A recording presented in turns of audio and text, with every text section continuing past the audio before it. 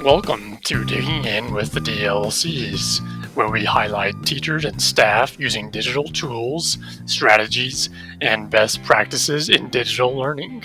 In this episode, we will showcase Liberty High School teachers who utilized educational technology to enhance the instructional experiences of special education students.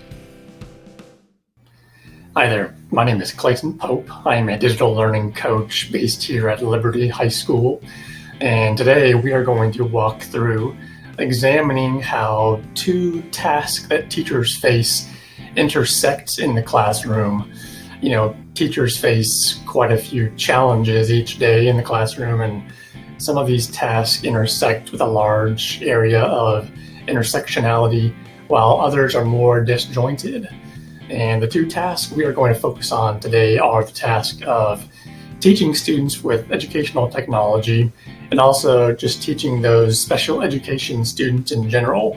How do they intersect? What can they do to complement each other? And we will start off by considering the perspective of one teacher here at Liberty named Marcus Salmeron. He is a science teacher, does such a great job of doing both of these things. And we're going to see kind of what he does, what tricks he has, and how he is able to seamlessly blend these two tasks together. So let's go ahead and take a look.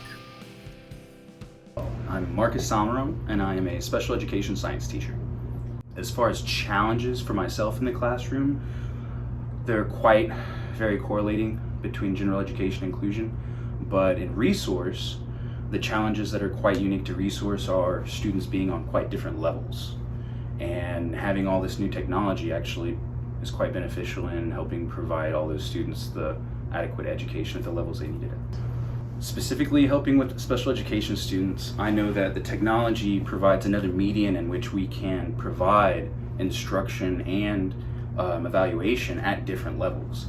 I know that a big part of special education is discretion, and I know, in old terms, handing out paper assignments, students can be very aware that what they're working at is at different levels, but if they've got devices and they're going through different activities on their devices, you can set the different activities at different levels or create the activities to be at different levels, and they don't know what's different between the assignment that the student's working on and the assignment that they are working on. One of the ways that teachers can accomplish this discretion that Mr. Salmeron is speaking of is through Canvas. And in Canvas, you see I'm in the same course here on the left and right screen, but I'm looking at two different assignments. I'm giving one assignment to my modified section, and then my second assignment I'm assigning to the other section. And the nice thing about this is the two students won't know that they're receiving one of two assignments. They just receive whatever assignment is published to them. So in my resource classes, it's very, very common that almost all of our work is on Canvas. It's very, very, very systematic. It's very organized. It's step by step. And at the same time, I can change and modulate Canvas. I can set up groups, and then I can change pages and how students view information. I can change how each student can submit their assignments. Some students, they might get to submit assignments orally, and so they can make recordings and submit the recordings for the same assignments that a student might submit a typed assignment for, or a typed submission for.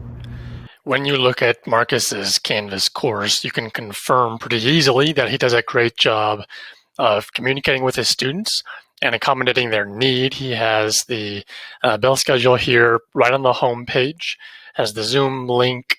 He has an intra-course link. He utilizes those intra-course links to send students directly to where they need to be for each week, so there's no chance of them getting lost. He has notes filled out. He has PDF notes of them not filled out, so students can check their work. Marcus also allows for differentiated ways of submission for his students by checking multiple boxes in the submission types for his assignments. Therefore, he knows he's accomplishing the needs of multiple differentiated learners. Another type of technology I enjoy using is Jotform. But what it does is it allows you to create a different format for taking notes. A lot of students, they might struggle with writing, they might struggle with the organization of their notes, but what's really neat with JotForm is it takes a PDF and lets you format it the way you want to. And so the notes I turn into questions, and so the students think about the questions, and as they answer the questions, they'll type them into the boxes. JotForm takes those answers and it turns them into notes for the student, and actually sends a PDF form of the notes to the student that they can share on their or save on their Google Drive. And genially, but with help from Mr. Pope and Mrs. Hamilton, I was able to get enough knowledge and know-how to be able to set up some neat assignments for my students using Genially as well. So this is Genially that Marcus was referring to, and it's very popular with teachers. I wanted to showcase one learning escape room game that Marcus made for his biology classes for his students. And like an escape room, there are hidden clues and mysterious ways to get to the next parts of the game. And in one particular clue, if you go, Marcus embedded a Google form, which the Google form, if you don't know, on all Google forms, you can actually customize the response. So once the students would fill out this form, which demonstrates their mastery, and they successfully submit the Google form, you can go to settings and presentation and customize this response message. Well, his response message pointed them and gave them direction that this little star on the character is the hidden link that takes them to the next clue, which they wouldn't have known to click there unless they filled out this form and got the response. And again, hidden clues like this are very easy to create in Genially. So let's say I want to create one. All you have to do in Genially is go to interactive elements, and there's an option that says invisible area, which you just drag anywhere you want. So let's say I want a clue to be right here. Again, it's invisible, and you can make it as small as you want. But once you put it there, you just click on this little button above there and say, hey, I want them to go to this certain page in the presentation, or I want them to maybe I want to send them to a website that has further instructions. It's really up to the creator to be as creative as they want to be to how they set this up. But again, Genially is a great tool to facilitate engaging and fun learning activities. Luckily, technology provides a medium in which a lot of the very specific accommodations that different students get can be provided through Canvas. Very common ones are text-to-speech. So occasionally, if I need to, I'll make voice recordings of questions and answers, and I can embed those into Canvas, and students can be able to listen to them. Another part that's very beneficial is that certain and specific students get certain different amounts of time to take assessments and quizzes. Canvas enables all teachers to go in and manually input how much time that any given student might have to take a test. Not only that, but allows you to go in and create different versions of the test at different levels as well.